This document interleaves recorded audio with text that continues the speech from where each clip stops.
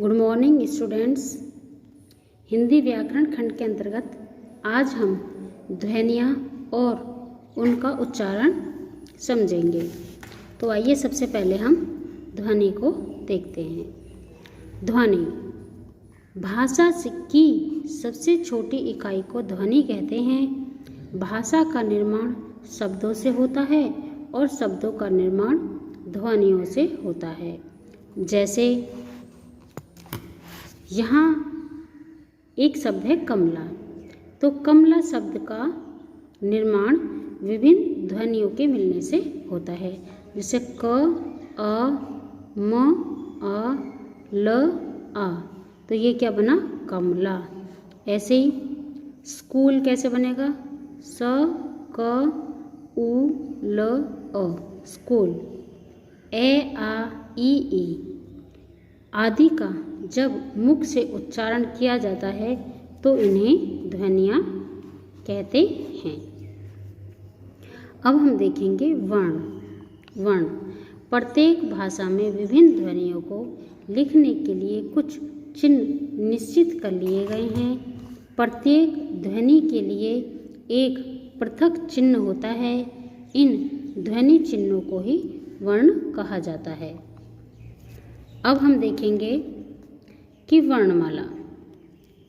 वर्णमाला भाषा के समस्त वर्णों के समूह को उस भाषा की वर्णमाला कहते हैं। हिंदी भाषा की वर्णमाला इस प्रकार है।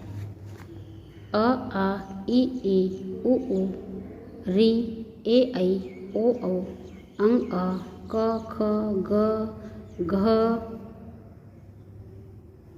अंग, च, छ, ज, झ, ञ, ट, ठ, ड, ढ, ण, त, थ, द, ध, न, प, फ, ब, भ, म, य, र, ल, व, श, से, है, अड़ और अढ़।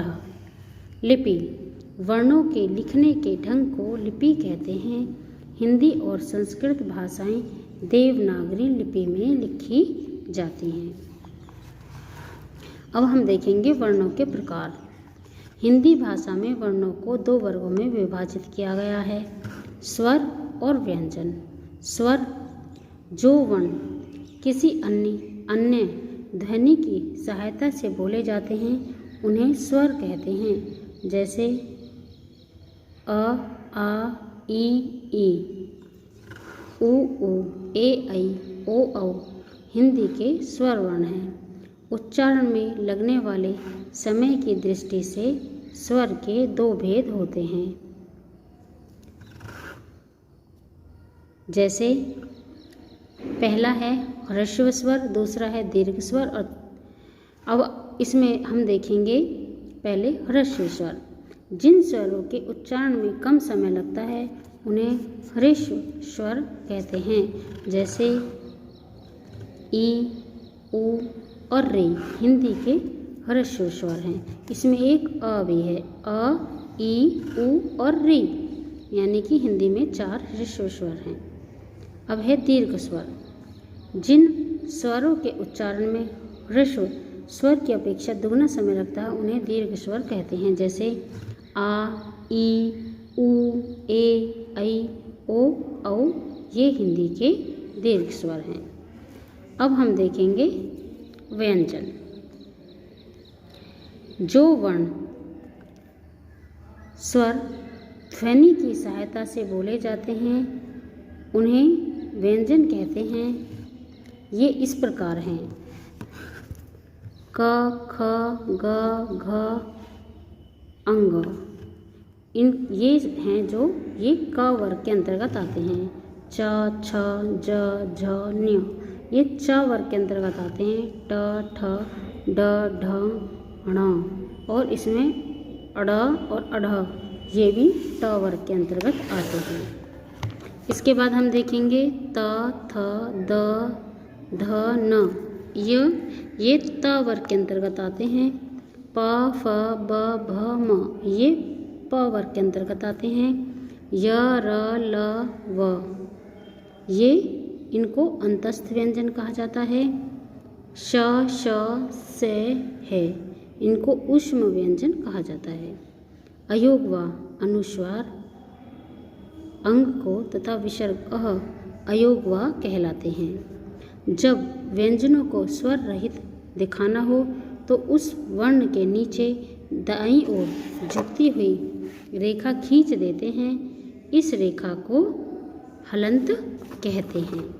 इसका चिन्ह ये होता है, जैसे ये है क, ख, च और ट, इन सब के नीचे हलंत लगाया हुआ है। आदि स्वर रहित, इन्हें स्वर रहित वर्ण कहा जाता है या फिर इन्हें आधा ही वर्ण माना जाता है। अब हम देखेंगे व्यंजनों के भेद। तो व्यंजनों के मुख्य रूप से 3 भेद माने गए हैं: स्पर्श व्यंजन, अंतस्थ और ऊष्म व्यंजन। सबसे पहले हम स्पर्श व्यंजन को देखेंगे। जिन व्यंजनों का उच्चारण करते समय श्वास मुख से किसी न किसी भाग का स्पर्श करती हुई मुख से बाहर निकलती है, उन्हें स्पर्श व्यंजन कहते हैं। हिंदी वर्णमाला के 28 व्यंजन स्पर्श व्यंजन हैं। ये इस प्रकार हैं: क, ख, ग, घ, अंग, च, छ, ज, झ, ञ, ट, ठ, ड, ढ, ण, त, थ, द, ध, न, प, फ, ब, भ, म और अड़, अढ़ और अंग। इसके बाद हम देखेंगे कि अंतस्थ व्यंजन।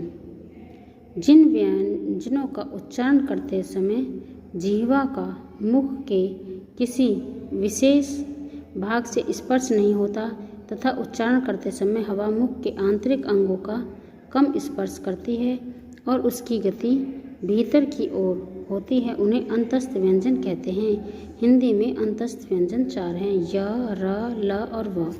ऊष्म व्यंजन। इन वर्णों का उच्चारण करते समय श्वास तीव्र गति से मुख से रगड़ खाती हुई बाहर निकलती है, जिससे गर्मी उत्पन्न होती है, इसलिए ये ऊष्म व्यंजन कहलाते हैं। इनकी संख्या 5 है: श, श, स, ह और विसर्ग अ। तो बच्चों, आपको इस सभी वर्ग को, जो मैंने आज आपको ध्वनि, वर्ण, वर्णों के प्रकार और व्यंजन के भेद के विषय में पढ़ाया है, इसको आपको अपनी हिंदी की नोटबुक में लिखना है।